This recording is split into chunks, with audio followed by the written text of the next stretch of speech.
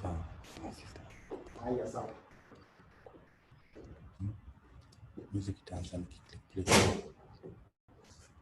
So is that the timer? No, they'll come and tell us. Listen. How's my volume?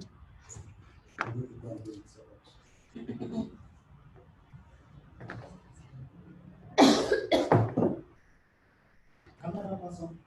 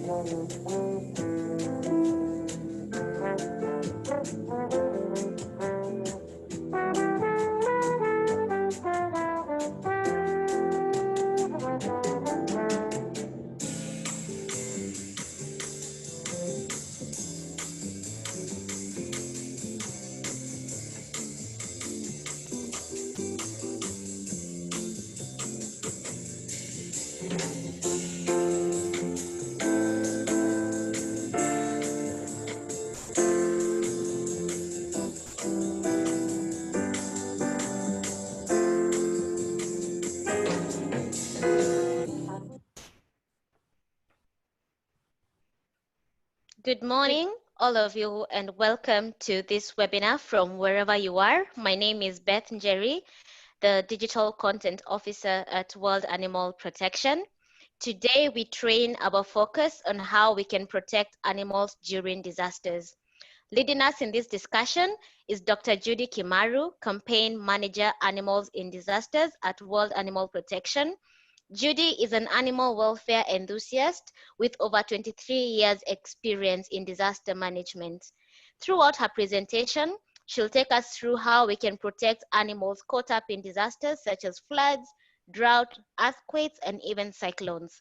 Let's take this conversation global through the hashtag Animals Matter AF. Our Twitter handle is at Move the World AF, as previously shown in the last slide. Just before we kick off, we'll play a short 55 seconds video showing our work responding in disasters in the last 55 years. After that, we'll pop up 2 poll questions just to gauge your understanding on disaster preparedness. This will be up for 1 minute on your screen, so kindly ensure to select your answers quickly. The results will be shared in the course of the webinar, so please consider sticking around to the end. We'll also have a Q&A session after the presentation, so type in your thoughts and questions in the provided Q&A box just below your screen. We'll also have a 10-minute audio question and answer session. If you have something you'd like to ask verbally, please raise your hand and I'll unmute you when the time comes.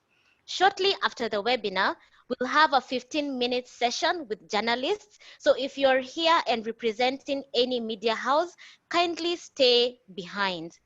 Finally, should you be using a device that is showing the panelist view in a small box on your screen, kindly drag the split line towards the side that will ensure that you have a full view of the panelist, who is Judy in this case.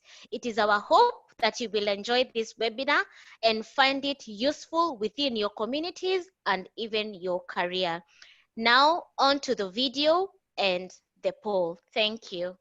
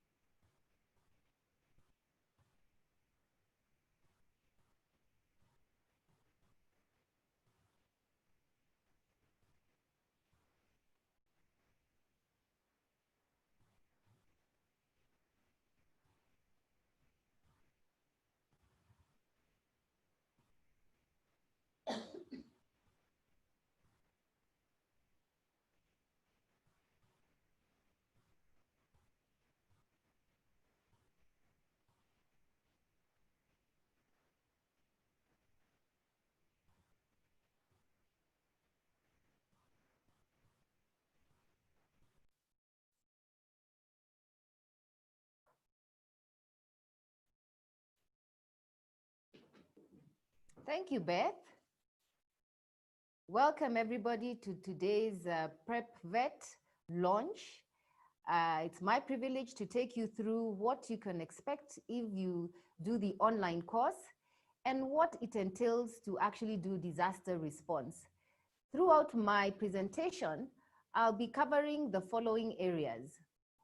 We will first of all look at what are the definitions involved in disaster response. We'll talk a bit about the history and the objectives of Prepvet, why Prepvet, what you can expect from the Prepvet course, and finally, we'll talk about how you can register for this course.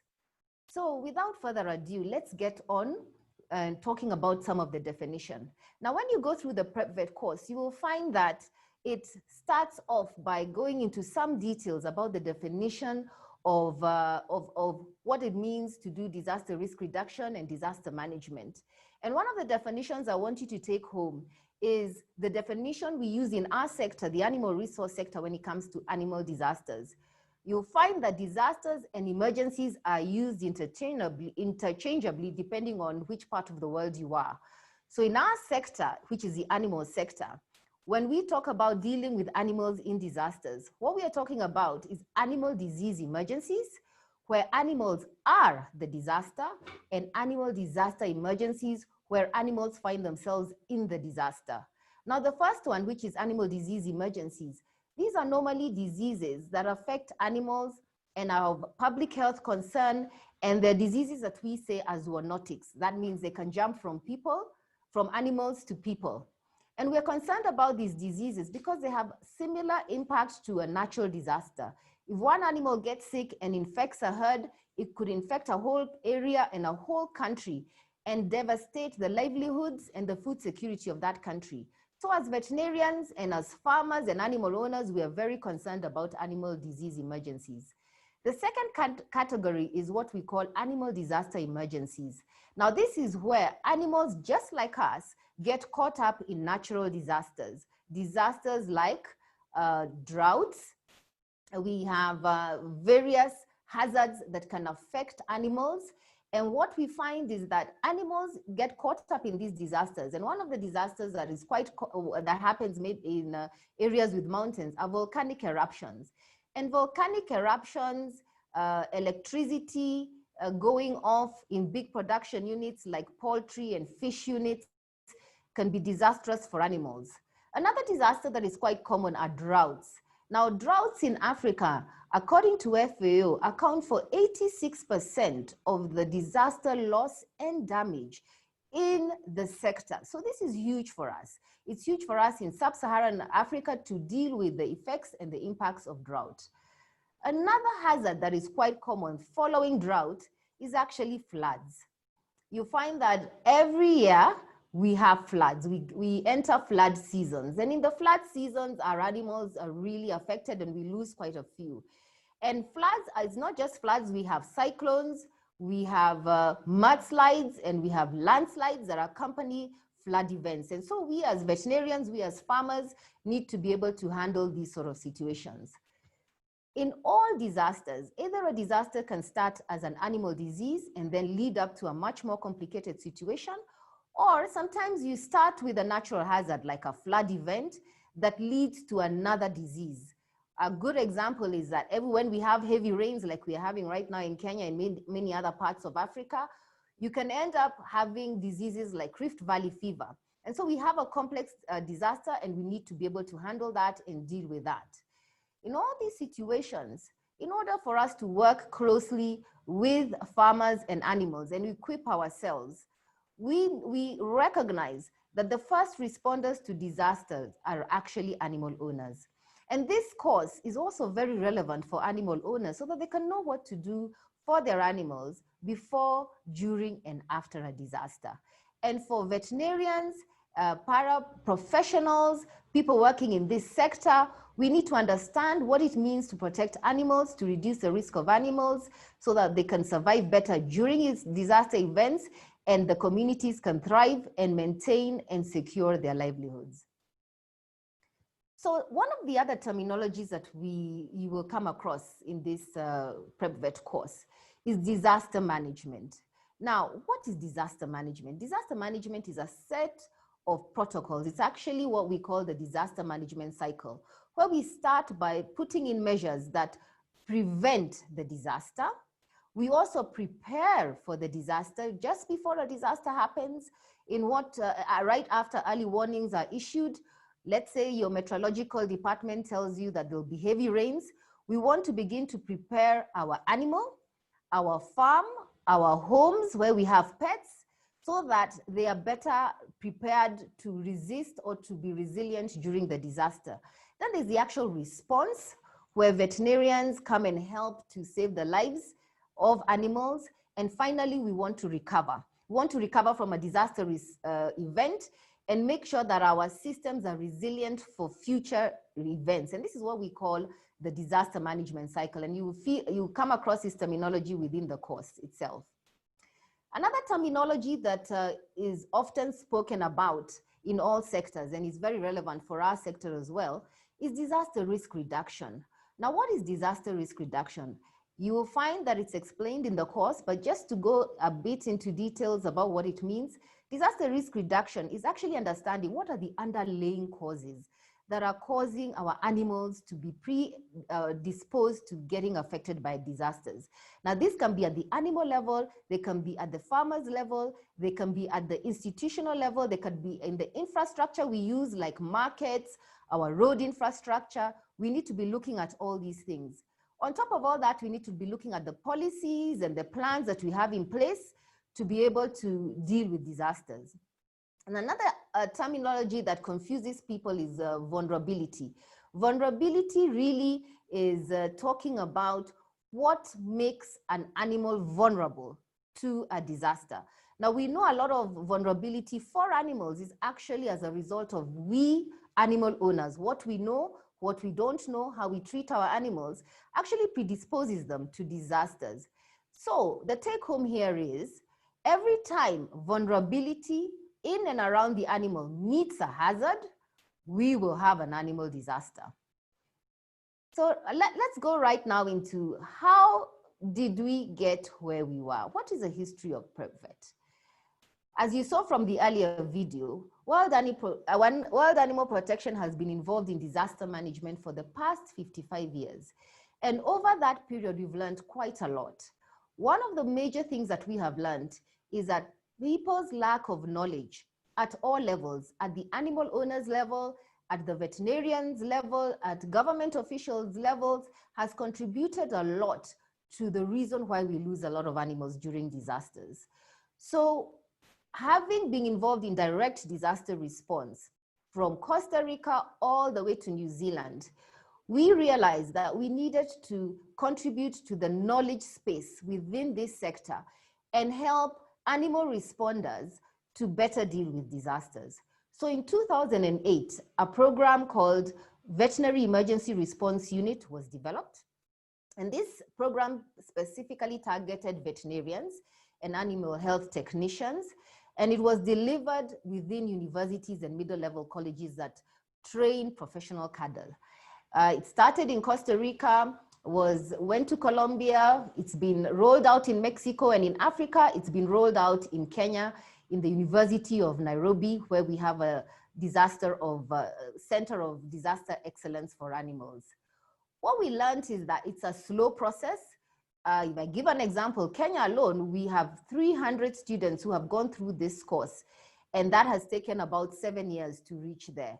So it's slow to build up the capacity, very important work.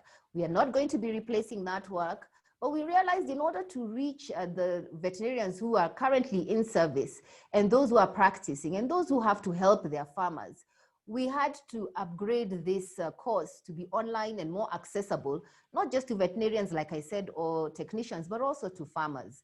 We also upgraded the information that was in this course, and hence Prepvet was born. And Prepvet was born sometime in 2011, 2012, and it was a course that was undertaken in Spanish, mainly in Latin America. And lessons learned from that, we realized we needed to upscale this course. There was a lot of interest in this course across the globe. So what we did is that late last year, we translated the Spanish version into English and Portuguese. And that's why today we are launching the Prepvet in English, because it's now accessible to English-speaking Africa, and also Portuguese-speaking Africa can get this course. And maybe in the future, we will also translate it to French. So with the Prepvet course, it actually constitutes of 4 pillars or 4 main sections and 13 modules. The course has proved to be very, very popular and successful all across the world. And in fact, the UN Disaster Risk Reduction Office of Asia, the Training and Education Unit, what we call the UNDRR ONEA Getty, has endorsed this course. And only May this year, the OIE office, regional office for Latin America, has requested that all 700 veterinarians under that region take the course within the next 2 months, because that is how important and that is how useful this course is for especially the technical staff. The results from the poll that we have just done are up on your screen. And from the results, it's quite clear that, yes, quite a few of you have been engaged in, found yourselves by default being involved in an animal disaster. And what the results are showing us is that not all of you felt very comfortable or confident that you had the right skills to help your animals. And if that is the case, I want to assure you you're in the right place. And I want to encourage you to do this course, because this course has been designed for you. It's been designed to help you help your animals during disasters. So what can you expect when you do the course? Now, we have introduced a mascot, and her name is called Maya. And Maya will guide you through this course. And what she shall do is that she shall check your knowledge. As you do each module, she will present for you a challenge that she's facing. Maybe she has broken her leg and she wants you to deal with that in the situation of a disaster.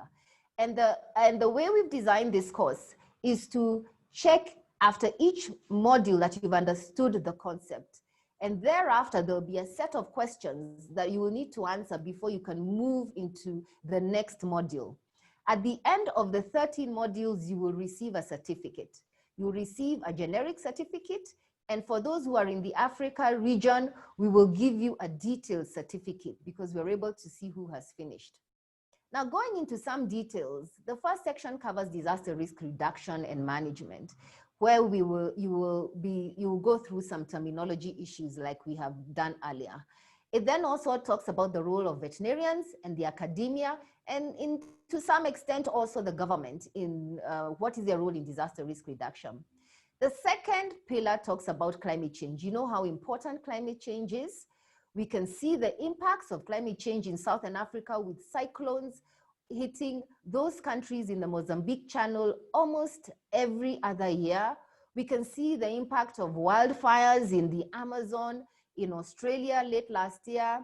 And we are not prone to the impacts of climate change. And even in our region, we are seeing our disasters and our floods intensifying. So the second module goes into details. What is climate change? And for us as veterinarians, what is climate change adaptation? What should we be doing at our farm level, at our institutional level, and around the infrastructure affecting animals?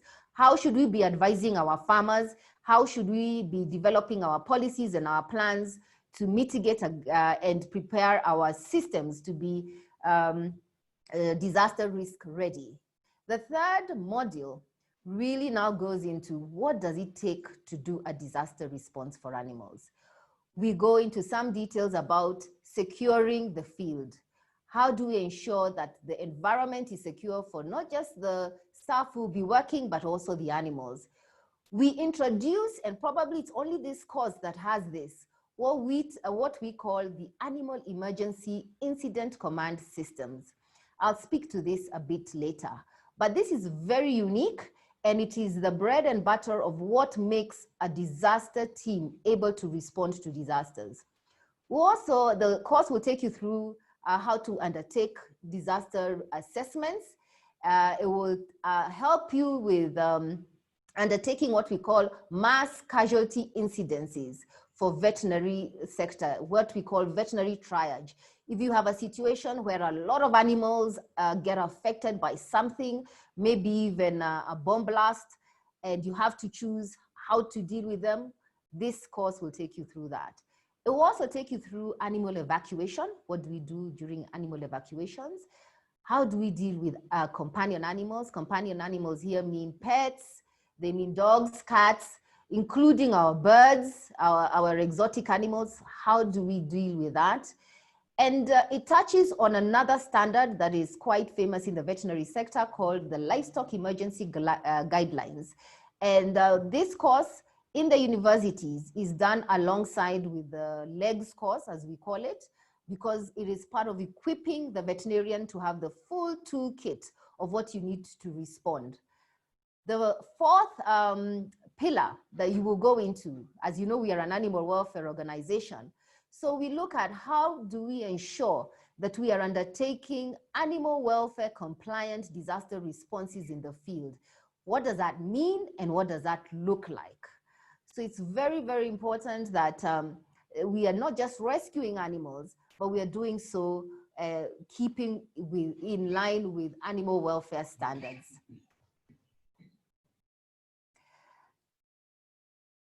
So what are the learning outcomes? I just want to mention 3. Now you will get very many, but there are 3 that will be very unique to this course.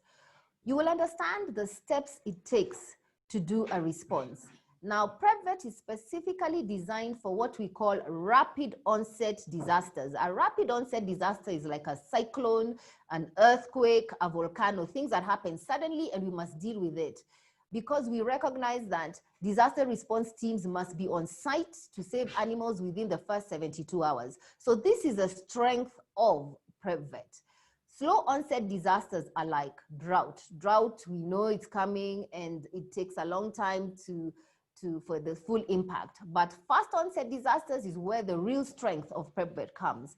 And as a team, you will understand how you should undertake assessments, how you should deploy a team, what you need to do in terms of logistics, equipment, coordination within the first 24 hours. You'll understand what it is a veterinarian team, a veterinary disaster response team does in the field, what it should be doing in the field. You'll understand how to deactivate that particular response because responses are not meant to go on forever. The average response takes between 5 to 15 days and then it's deactivated, and you'll understand how to end that well and go into the next phase, which is actually the recovery phase.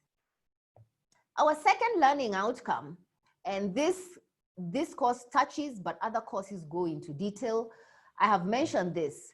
One of the main roles of veterinarians is to understand how to evacuate animals. I'll give you an example.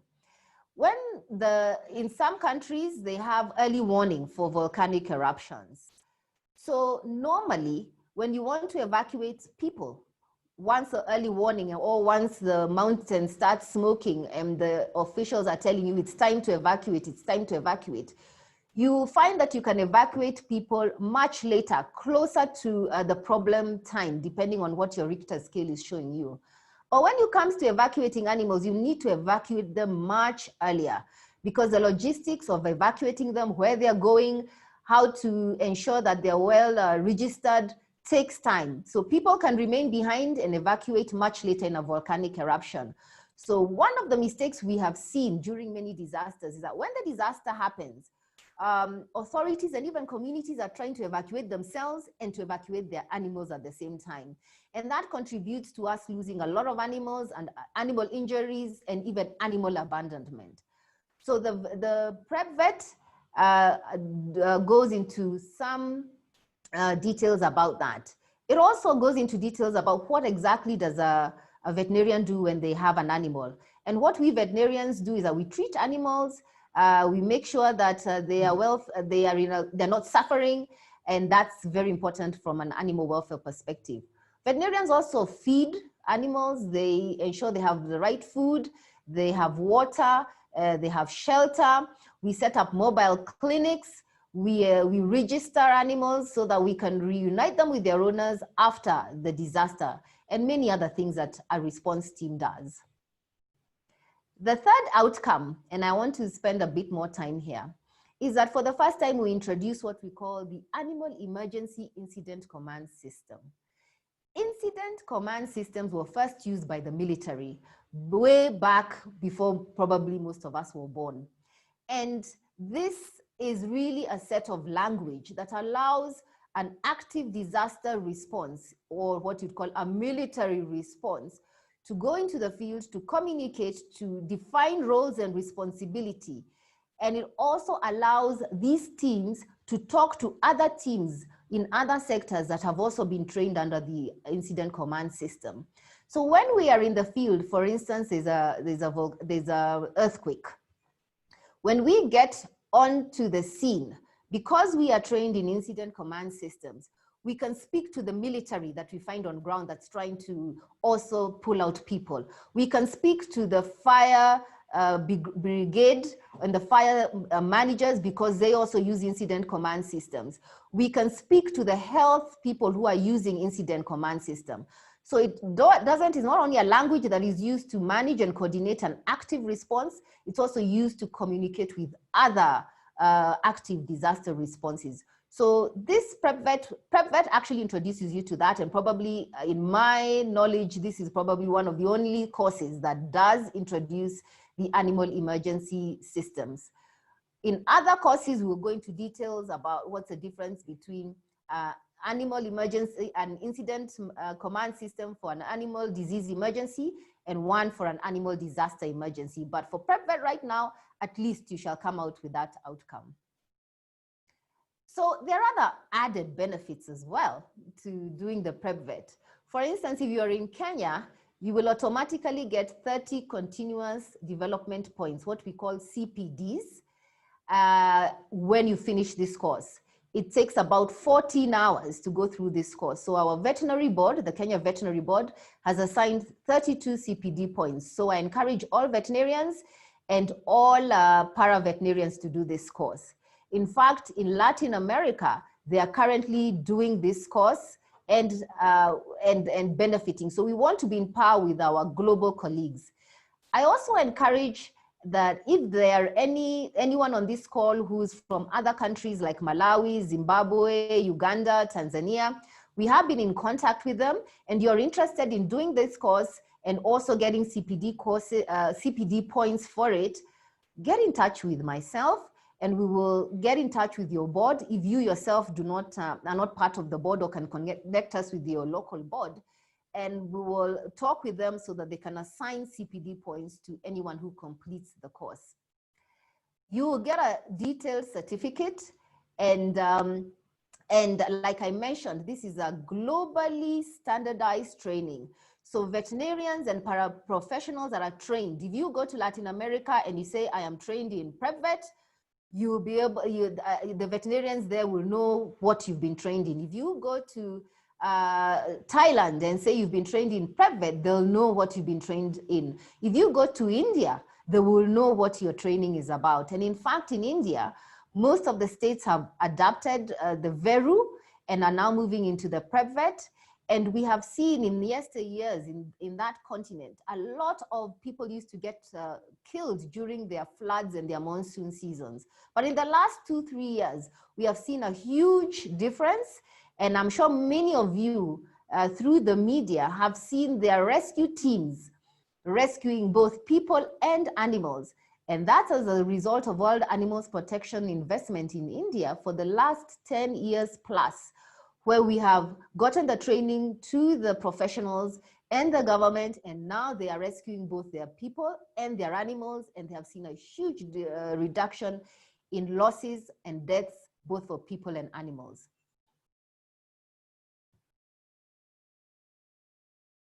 So we'd like to further understand, for those especially who have already taken the course, because we ran a short pilot, what additional training would you like? In front of you is a poll. It's not really a poll, it's just a set of questions. Please take time to tick all the areas you'd like additional training. Like I mentioned, in this field called disaster risk reduction or disaster management, you can never learn enough. You continually have to add education and training to your practice. So when we understand what you need, we're able to tailor additional training to your needs or direct you where you can get this training. If you're in Kenya, one of our disaster management centers of excellence is the University of Nairobi Faculty of Veterinary Medicine. And going forward with other universities, even in the region, we want to ensure that this course is available to you to do through those platforms.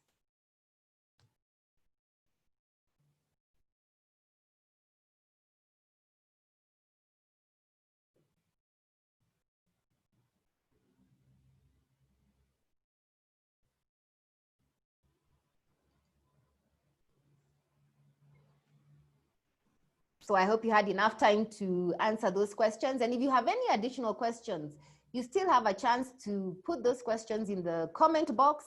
We are picking them up and we'll answer them at the end of this session. So before I leave the stage, I'd like to encourage you to register for Prepvet immediately after this course. You will receive an email from us with these details that are before you in the screen. But basically, what you will need to do is go to our World Animal Protection website, Africa. You sign up, you look for Prepvet in the titles, you see a link there and you sign up.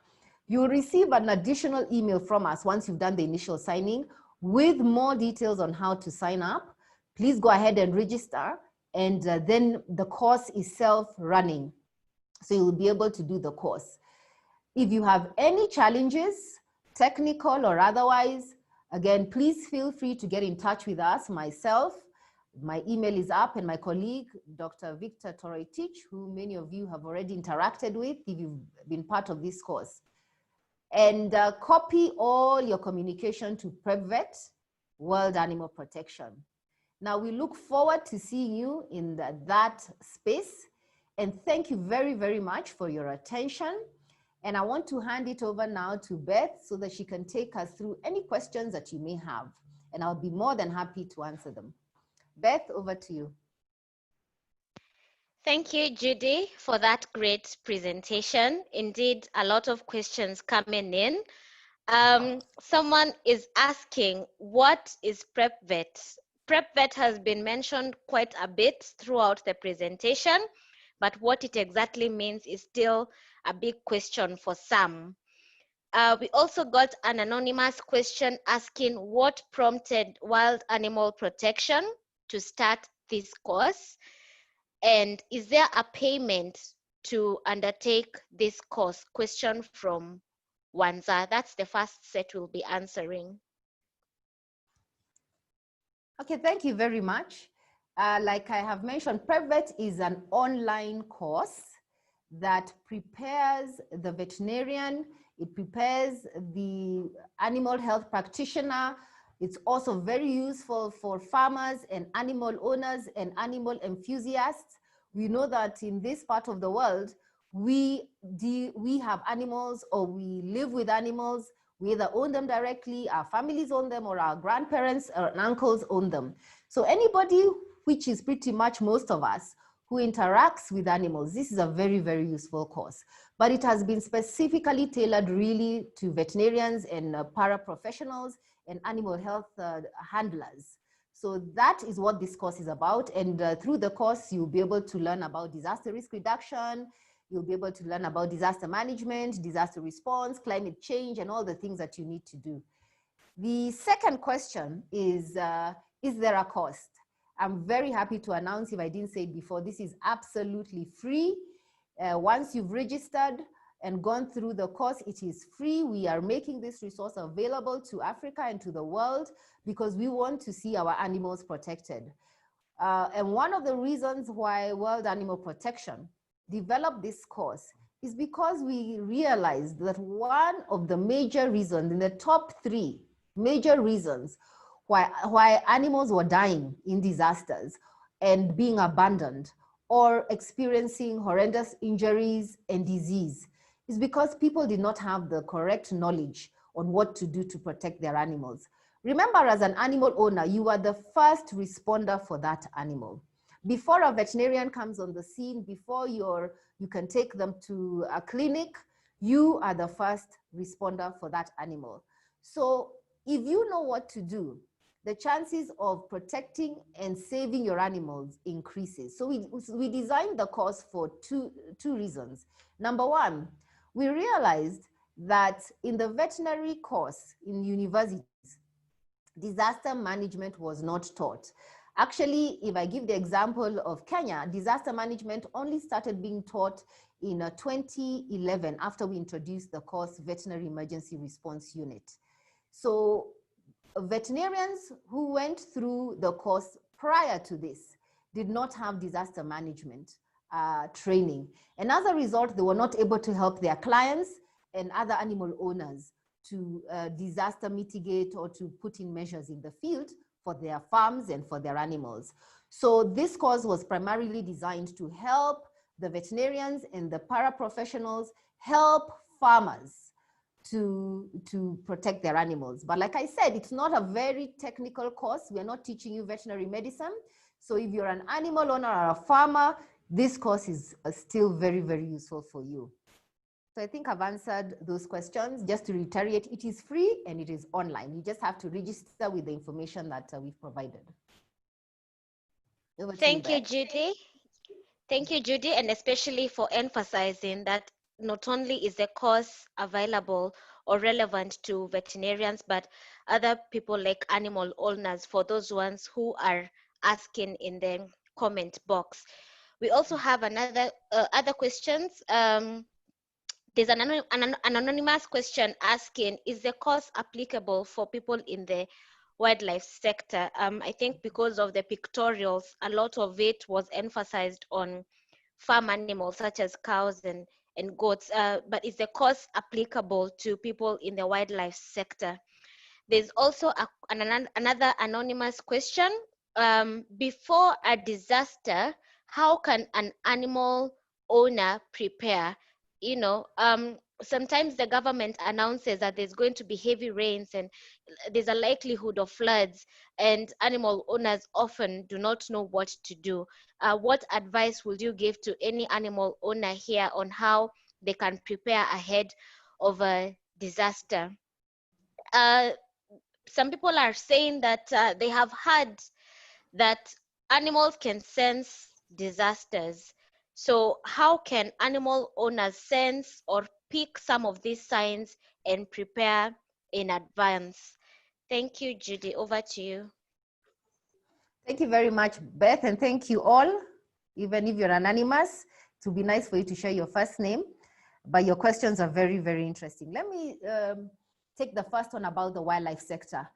Now, this course is very, very relevant, and it includes all animals, including wildlife. It is an entry-level course for disaster response teams. And we use these same protocols when we are dealing with wildlife emergencies. Only December last year and January this year, and even currently, we as a global disaster response teams have been actively involved in the Amazon fires, specifically rescuing wildlife. And in the recent Australia fires, we've also been involved in rescuing wildlife.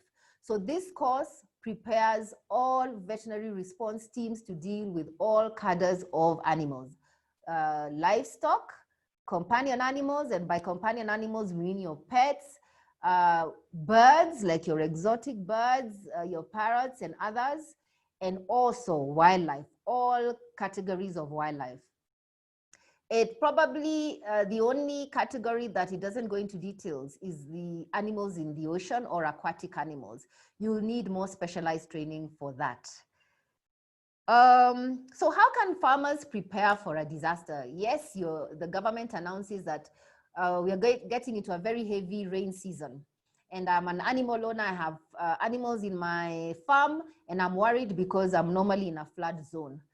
The course will take you through some of this, but just to give you some advice, what we advise farmers is that when there's an early warning, or you know that the rains are going to come, you need to check the topography or the land layout of your farm.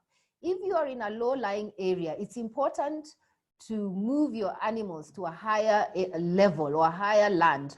If you can move them to relatives or to another farm or somewhere else, this is the #1 way to protect your animals from floods.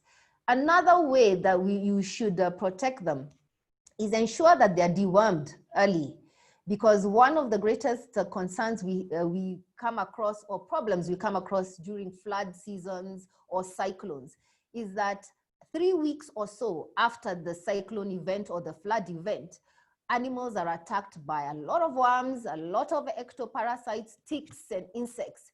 So to protect against that, we need to deworm. So if your vet is not around, or you don't have access to one, after the rain event, please ensure that you deworm your animals.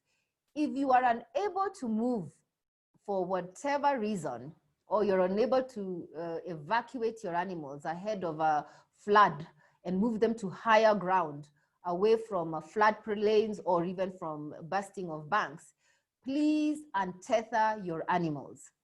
Do not leave them tied to a pole, a tree, or locked in a barn for any reason. If you're concerned that they'll be stolen, this is not the time to be concerned about them being stolen. You'd rather have them stolen than dead, because we know, yes, like someone mentioned, animals have a good sense of danger, because their senses are more prepped than ours. We have a bigger brain, so we need to see danger, while many animals smell it and feel it and are able to act upon it, because they're more in touch with their senses and with nature. So if you leave your animals untethered, they're able to run away and escape, and it gives them a surviving chance. So we always encourage farmers and animal owners, if you're going to have a cyclone, a flood, anything like that, do not tie your dog, do not tie your cow on a tree or a pole, or leave them locked in some sort of barn or something like that. Give them a fighting chance.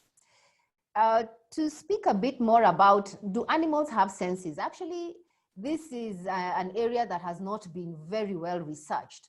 But we know from anecdotal information, and in fact from ancient communities like the Japanese, they used to monitor the behavior of animals to know when there's an imminent earthquake.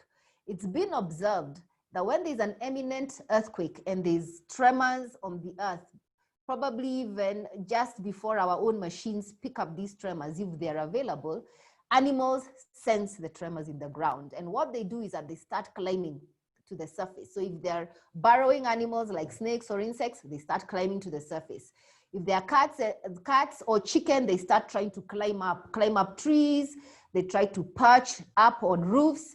And while we humans have not really learned how to read these signs, if you see very many animals behaving very strangely suddenly, let it be a quick early warning that there's something happening, that their senses are picking up something that our senses cannot pick up.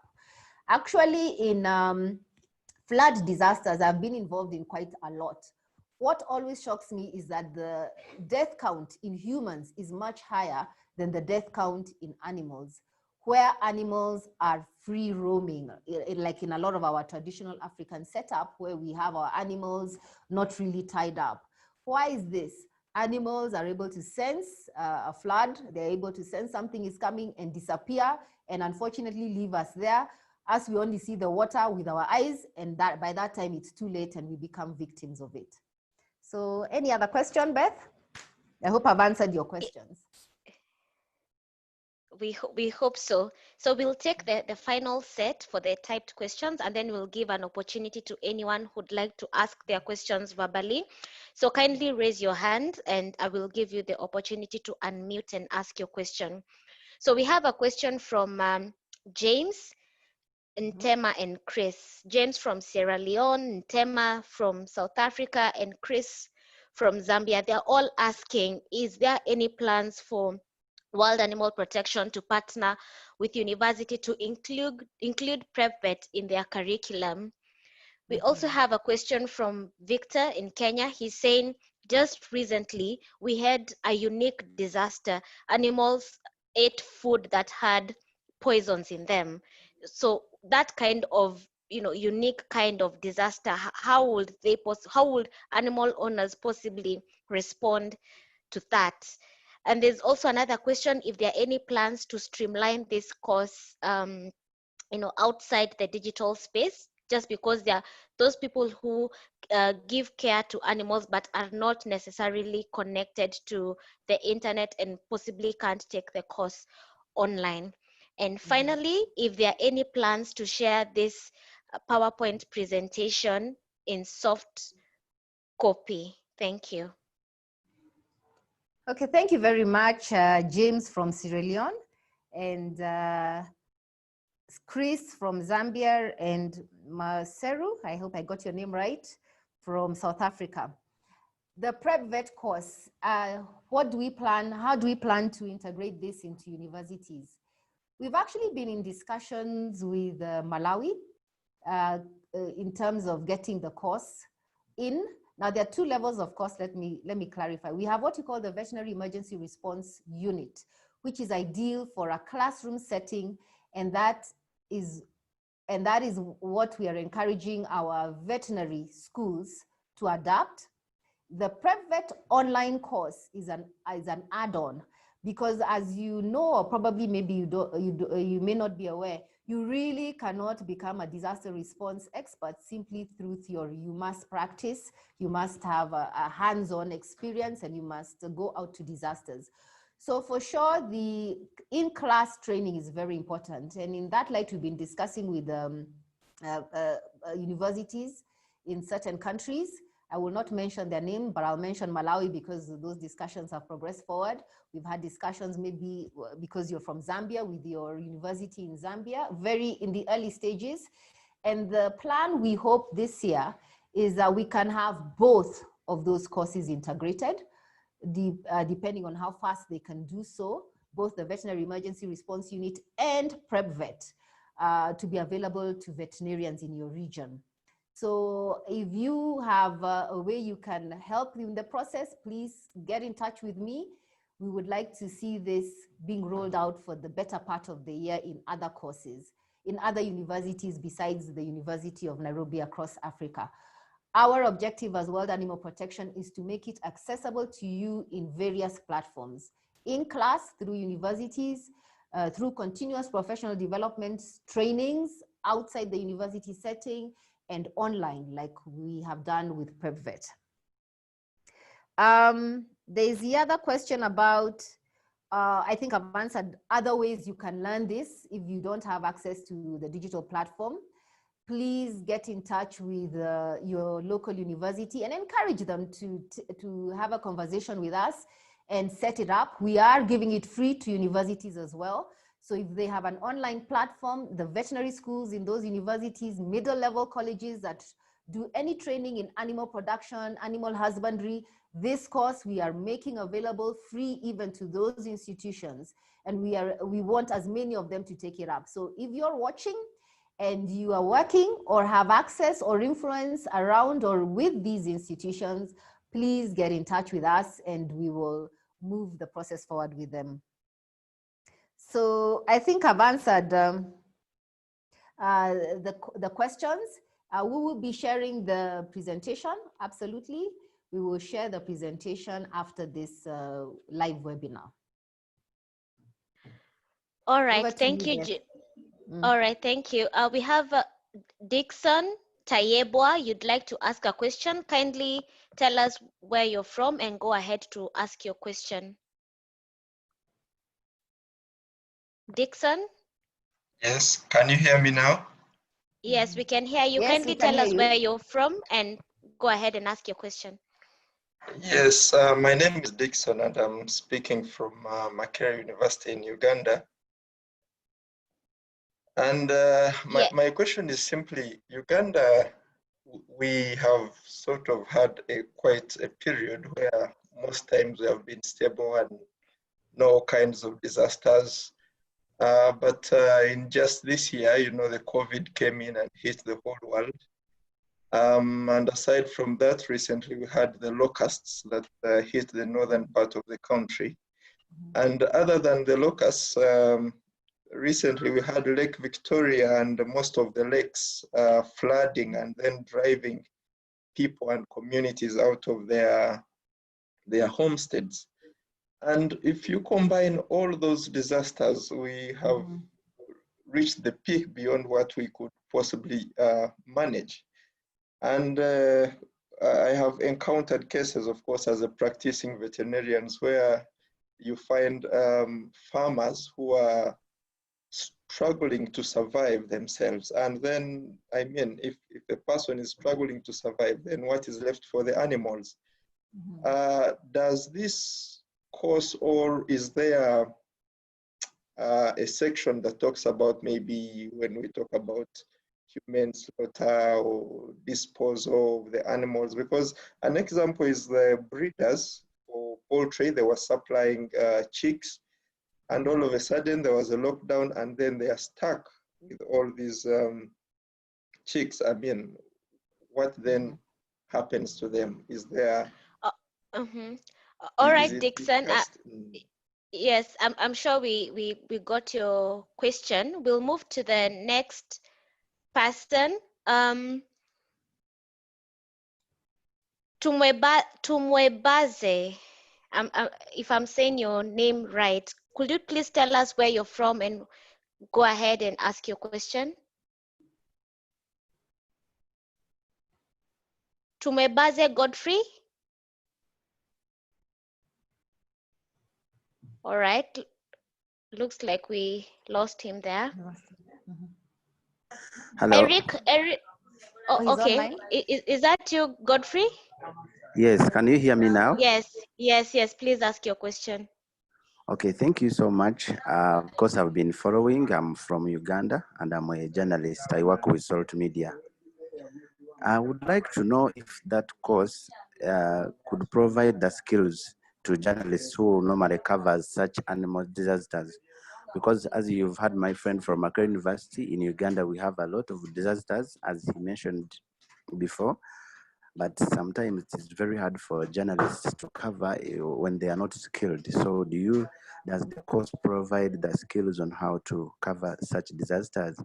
And again, do you have maybe head offices, or do you partner with some universities in Uganda where we can access that course? Thank you so much. All right, thank you for that. Yusuf Dima, kindly tell us where you're from and go ahead and ask your question.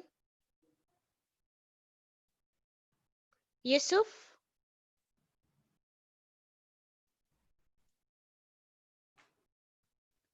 All right. Eric Sasia. Hello. Yes, please tell us where you're from and go ahead and ask your question. Thank you. Oh, good. My name is Eric Sasia. I'm from Kenya. Can you hear me? Yes, go ahead. Yes, kindly go ahead and ask your question. Okay, good. Now, my question is in regard to conservation. We have remotely located field rangers, of course, and remotely located communities. So my question is, if one undertakes this course, is it proper for someone to, informally hand over that skill set or that knowledge to the remotely located people who would not have, internet access or computers or phones?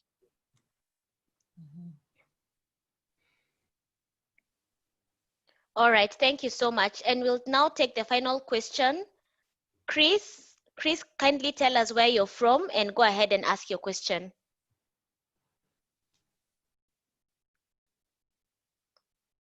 Chris?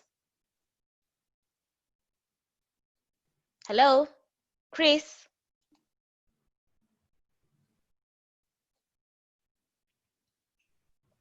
I'm getting you. Yes, please tell us where you're from and go ahead and ask your question. Thank you very much. I'm in Zambia, Lusaka. And my question is, are you sending us a timetable for this, or we shall be expecting to get the notifications on the media or through emails? Thank you. All right, thank you, Chris. That is the last verbal question we'll we'll take for this session. Any other questions, kindly write to us and we'll endeavor to answer you. Back to you, Judy.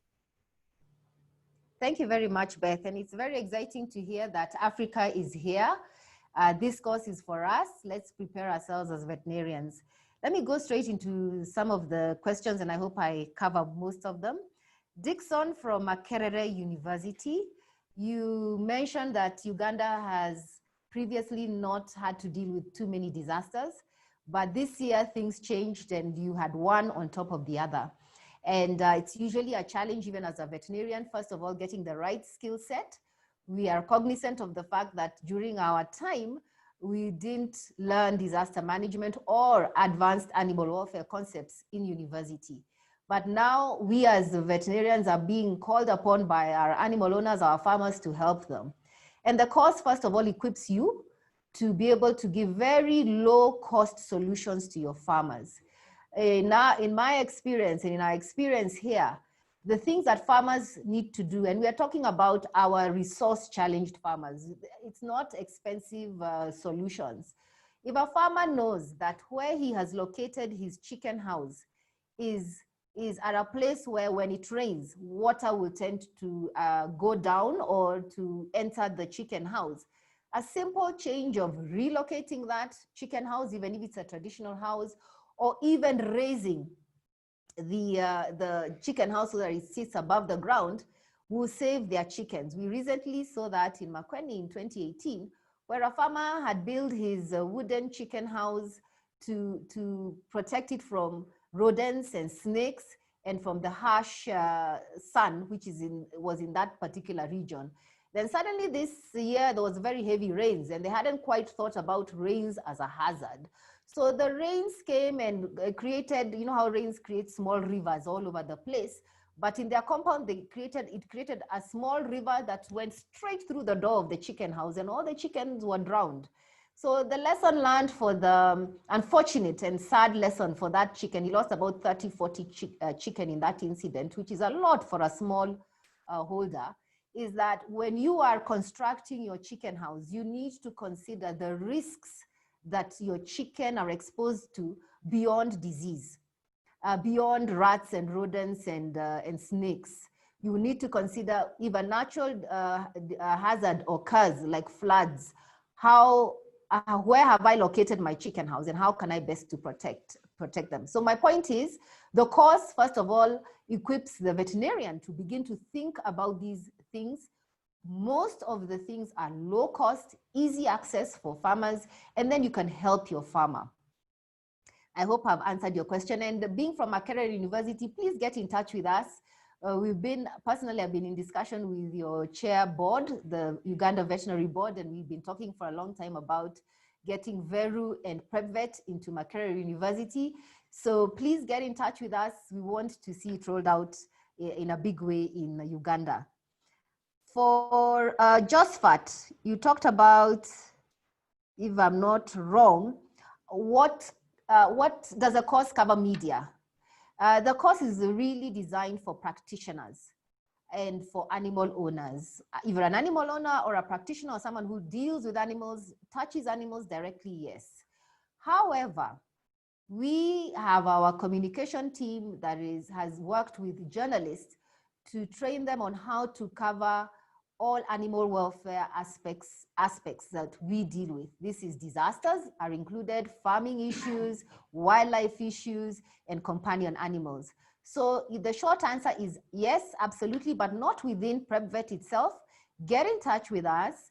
And if you're a journalist, we will link you up to our communication team, which will be able to work with you on how to report animal welfare and disaster management issues out in the field, because we do recognize that there has been a gap, and where we have supported and trained journalists, we have seen a huge improvement of how journalists are supporting report, number one, and how they also support farmers and animal owners to better prepare.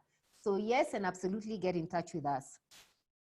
Eric from Kenya talks about conservation. And if he learns the course, can he become a trainer and train field-related field rangers. I think this is related to an earlier question. What other modes of access of this training are there beyond or besides digital or in class? So my short answer is, hopefully maybe in the future we can download this course. Right now it's not downloadable from the online. It's not set up to be downloaded. If it was, you probably can encourage those people to read the course materials, but we will take that up as a challenge. We do know that many people have requested if they can download it. It's not set up to be downloaded.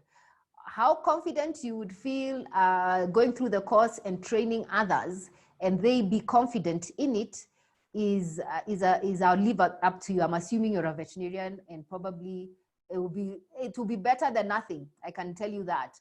Any knowledge we can pass to those around us, our family, our colleagues, is going to be helpful. Chris from Lusaka talks about certification and a timetable. Now the course the course is automated. So every time you do a module, you'll do a quiz. And if you fail the quiz, it does not allow you to move on. You need to go back to the course module material and review to answer all the questions correctly. At the end of that, all the 13 modules, it then allows you to print out a certificate. We here, it's a very simple certificate, but we here in Africa, once you've completed, and we can see so from our system, from our backend, we will give you a much more detailed certificate which has a transcript behind. And you can use this to apply for your continuous development points in your respective country, to improve your job outlook, to increase your knowledge, and even to show others that you've done this course. Like I said, it's a global course. So anywhere you say you have done Prepvet, they'll recognize what you have covered under Prepvet. So I hope I have answered all your questions. If I have not, please, like Beth said, write to us, get in touch with us. We will be more than happy to continue any of these conversations. But one thing I'd like to say is that we really look forward to seeing you on Prepvet, to supporting you. We chose to do this first webinar as an awareness. Now that you're aware, we hope to have subsequent webinars really diving into some of those issues that probably you have brought up, or aspects of the course that you'd like some more guidance on information. So more technical webinar. This one has been a promotional webinar and an awareness webinar. So thank you very much for your attention, Africa, wherever you may be. Please, as veterinarians, let's equip ourselves to better serve our animals, to better serve our farmers in this era of climate change and climate emergencies, and to ensure that we are protecting the welfare of our animals, because as you know, disasters really goes against all the welfare principles. An animal suffers in the worst way possible, and even many lose their lives. And we can see those numbers go down if we ourselves are equipped on how to handle a disaster, like I said, before, during, and after. So thank you very much. I'll hand over back to Beth. Thank you very much, Judy, for your great presentation. Very well detailed indeed. And thank you all of you from all over Africa for attending this webinar, for your attendance, your participation, for your registration. We truly and deeply appreciate. As I mentioned, we were not able to answer all of your questions, but kindly write back to the email that wrote to you what question you might have. Even before you leave this meeting, you can leave your question in the comment box, and we'll endeavor to answer you even after this. As we end this webinar, there will be a survey that will pop up on your screen. I encourage you to kindly give us feedback so that we ensure your experience next time is even better. The journalists who are in this webinar, kindly stay behind. Judy will be open to answer your questions for about 10 to 15 minutes. Hopefully that will help you create your stories even after this. So finally, as we close, I will pop up the last poll. Kindly take your time to answer the questions in the poll, and we'll see you next time in the next webinar. Do have yourself a lovely weekend and rest of the week. Thank you.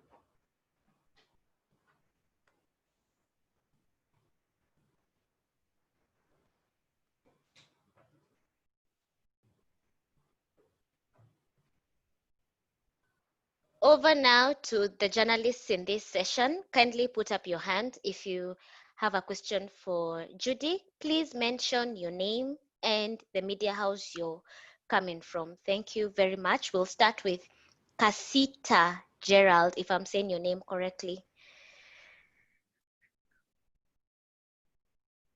Gerald, Casita, kindly go ahead and ask your question.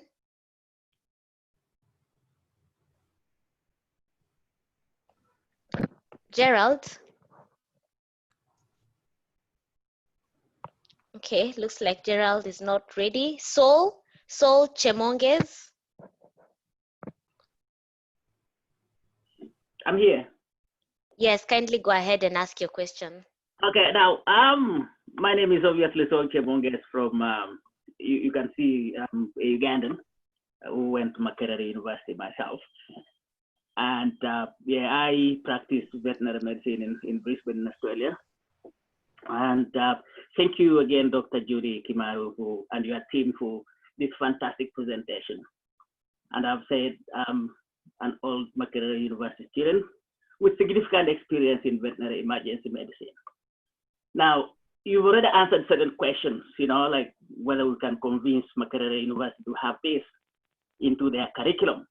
So I probably don't have a question, but it's now a commentary because, yeah, I think you've answered lots of things, and that was a very high quality presentation that I'm very happy with. And yeah, so things like bushfires that we experienced, yeah, we're right into it. And not only the bushfires, but in Australia here, we see lots of animal disasters that don't actually get reported, and particularly road accident victims. And animals that, you know, trucks roll over. You find like thousands of chickens, you know, running out of tracks when they collide. So as I mentioned, that is just a commentary, and these are things that we might probably learn from, you know, experiences of other colleagues who have traveled elsewhere as well. So thank you again, guys. All right, thank you so much. I can see Casita is ready. Casita, kindly go ahead and tell us where you're from and ask your question. Casita Gerald. Oh, okay. Let's go to Bahola Buya. Kindly tell us where you're from, which media house you're representing, and kindly ask your question. I'm not a media personality. Okay, it's fine, but you can go ahead and ask your question. Tell us where you're from and ask your question. Okay, I'm a wildlife management student from Kenya Wildlife Service Training Institute.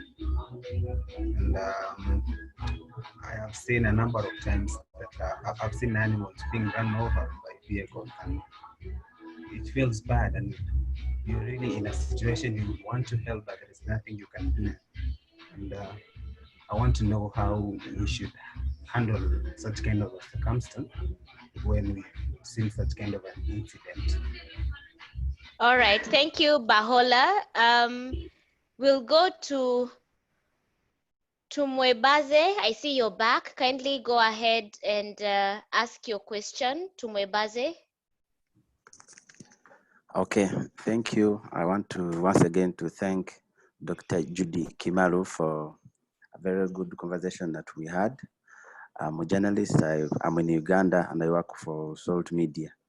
I just want to know the qualifications, academic qualifications that you consider before joining that course, because I'm not a veterinary student, but I'm so much interested in covering the nature. So I want to know the academic qualifications that someone needs to be having before joining the course. Thank you so much. All right, thank you so much, Tumebaze. I can see Sol Chemonges. That was the one before. Sorry, I probably pressed it twice. Okay. No worries. So Judy, maybe you can take that up first. Okay, thank you, Beth, and thank you, Bohala. I hope I'm pronouncing your name well. If not, my apologies.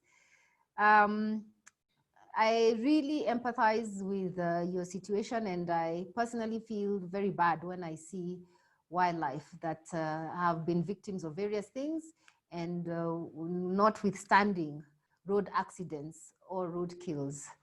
So in Kenya, let me speak specifically to Kenya, because in many African countries, the legal situation around wildlife is such that it's a responsibility of Kenya Wildlife Services legally to deal with wildlife.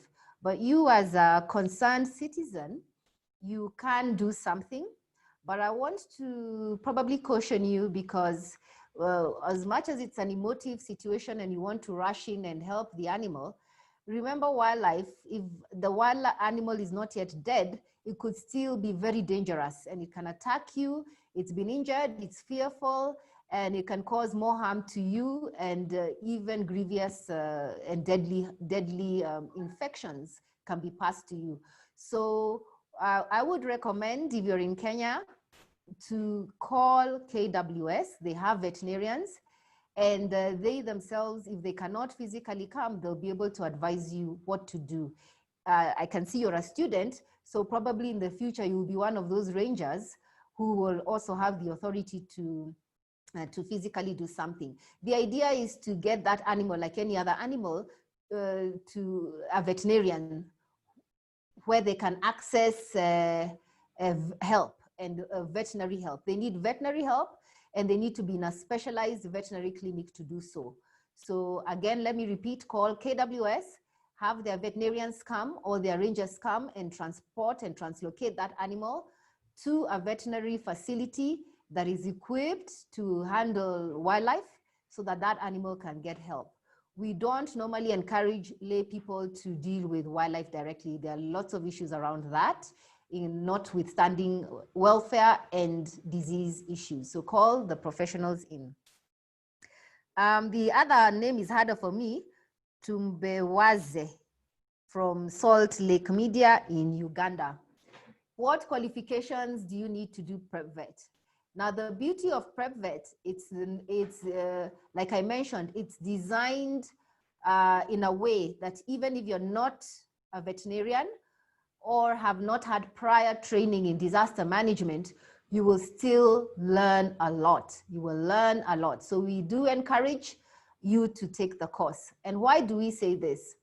Even in health, we encourage you as an individual in health to understand your health status, to read around it, to understand how to take care of yourself and to take care of your family. It's the same in our practice in veterinary, the veterinary and the animal health, animal production practice.